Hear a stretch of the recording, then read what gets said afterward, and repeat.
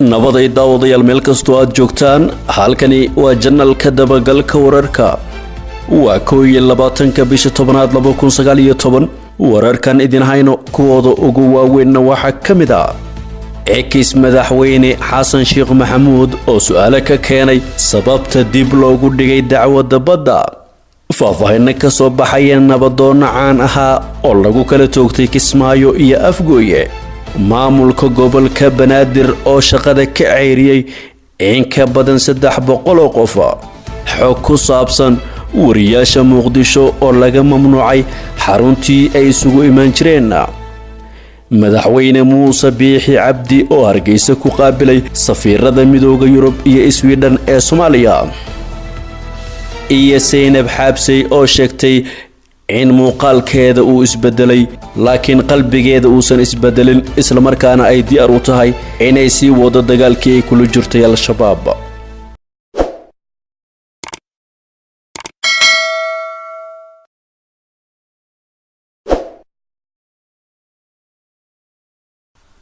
intii saaxiibayaal waxay ahaayeen qodobada ugu doorkaroon warka janalka dabagalka wararka haddii aad ku cusub tahay janalkan ku soo biir oo subscribe saar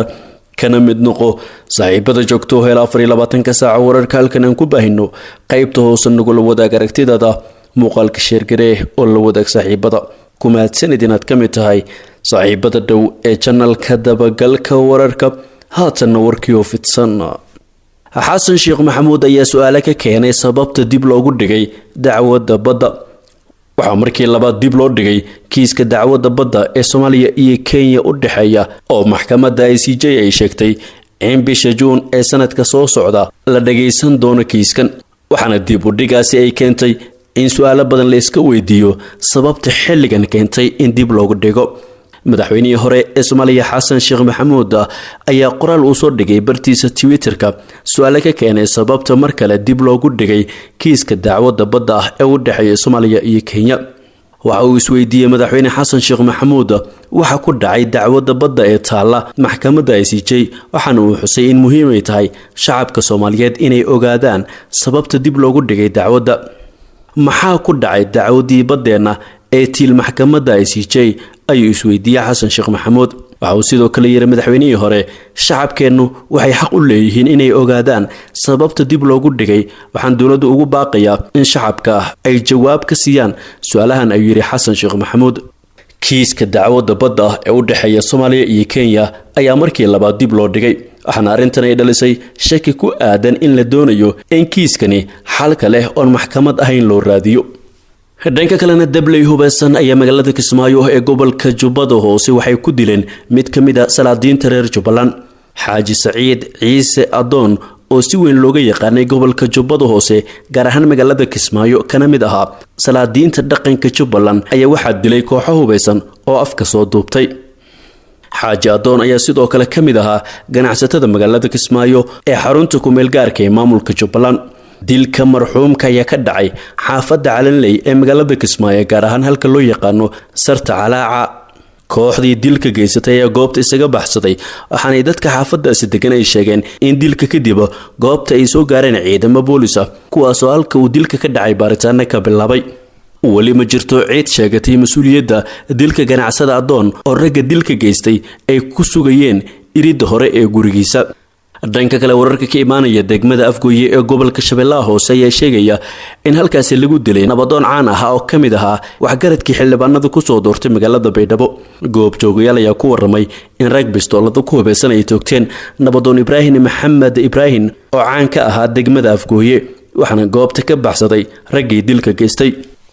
ciidamo boolis ayaa gaaray goobta uu dilka ka dhacay ee xaafadda 22 Oktoobar ee degmada Afgooye waxaana la sheegay in ciidanka ay ku guuldareysteen inay gacanta ku dhigaan raggii dilka fuliyay dhanka kale maamulka gobolka Banaadir ayaa shaqada ka ceyriyay in ka badan 300 qof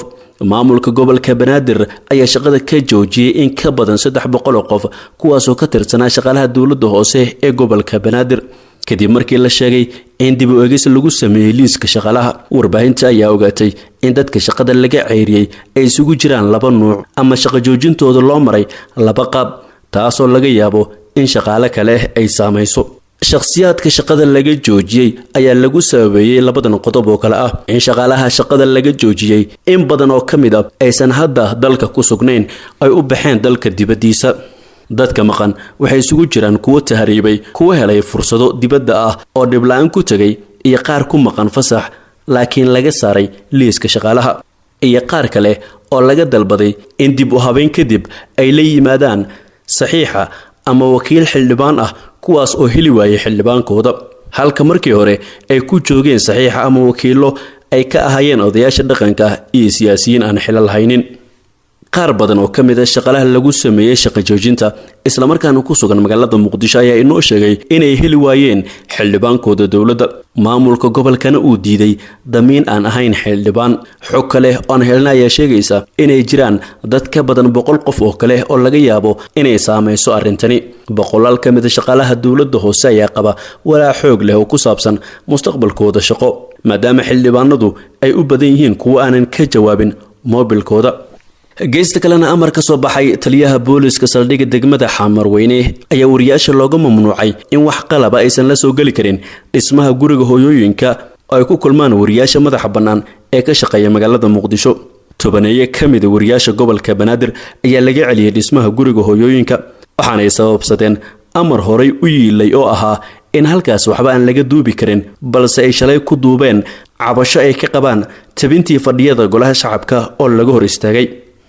wariyaasha ayaa loo ogol yahay inay yimaadaan dhismaha hooyooyinka balse marka ay soo galaan waxay soo marayaan baaritaan haddii qalab wax duuba maqal iyo muuqaalba lagu arko looma ogola in gudaha ay ula galaan dhismaha waxaana arrintaas ay sababtay in wariyaal badan ay maanta geli waayeen guriga hooyooyinka dhismaha guriga hooyooyinka maqaayad ku dhex taala oo lagu magacaabo The Village waa rugta ugu weyn oo subaxdii isugu yimaadaan wariyaasha magaalada Muqdisho isla markaana ay ku kala warqaataan waxayna halkan ku waayeen wariyaal badan oo al-shabaab ay ku dileen qaraxyo kadib weerar waqtiyo kala duwan ay ka geysteen halkaasi dhanka kale Muuse Biixi Cabdi ayaa Hargeysa ku qaabilay safiirada midowga Yurub iyo Sweden ee Soomaaliya madaxweynaha Soomaaliland Muuse Biixi Cabdi ayaa xafiiskiisa ku qaabilay safiirada midowga Yurub iyo Sweden u qaabilsan Soomaaliya ambassador Nicholas Barlenka Martinez iyo ambassador Stephen Telenda kuwaas oo gaaray Hargeysa kulanka uu madaxweynuhu la qaatay safiirada ayaa wax looga hadlay adkeynta iyo dardargelinta xiriirka wada shaqeyneed ee safiirada midowga Yurub iyo dalka Sweden ay la leeyihiin Soomaaliland iyo sidii kor loogu qaadi lahaa la isagana kaashan lahaa arrimaha dhaqaalaha iyo maalgashi lagu sameeyo deegaanada maamulkaasi kulanka ayaa sidoo kale intii uu socday waxaa la isla soo qaaday wada hadallada Soomaaliland iyo Soomaaliya oo muddooyinkan dambe hakad galay inkastoo madaxweyne Farmaajo muddo sii horeysay uu magacaabay guddi u qaabilsan wada hadallada Soomaaliland ugu dambeyn kulankaas waxaa looga hadlay diyaargarowga qabsoomidda doorashooyinka golayaasha wakiilada iyo deegaanada ee Soomaaliland oo beesha caalamku daneynayaan in doorkoodu ay ka qaataan maadaama Soomaaliland ay ka taageeraan hanaanka dimuqraadiyadda iyo doorashooyinka ugu dambeynna gudoomiyaha degmada warta nabad ee gobolka Banaadir Zainab Xabsay ayaa dalka dib ugu soo laabatay kadib dhaawac halis ahaa oo ka soo gaaray qaraxii 24 July ka dhacay xarunta dawladda hoose ee Xamar Zainab oo markii ay ka soo degtay garoonka aadan cadal la hadashay warbaahinta ayaa wacad ku martay in aysan dalka uga cabsan doonin argagixisada oo caadaystay daadinta dhiigga ummadda Soomaaliyeed gudoomiye Zainab oo jir ahaan raadad badan oo ku reebay qarax ismidaaminta ah ee lagu dilay mas'uuliyiin uu ku jiray gudoomiyihii gobolka Banaadir Allah u naxariistay injineer Yarisow ayaa shacabka Soomaaliyeed uga mahadcelisay garab istaagooda intii ay dhaawac ahayd wallahi waxa iga farxad badan tahay malahan kursigan siyaasadeed iyo dhibka igu gaaray waxaas oo dhan waxba igama muuqdaan ilaa dadkii shalay idinka waxa tihiin igu qalqaalinay saaxiibada anoo shaqooyin kala joogo igu garabsiiyay inaan noqdo ila jeclaaday baa tihiin inta wanaaga iyo waxa igu tilmaamteen qof kasta ma ihi waxa rabaa Ilaahay inuu iga dhigo meeshaas ay meel ka sareyso inta ay la jeceshihiin Ilaahay ha iga dhigo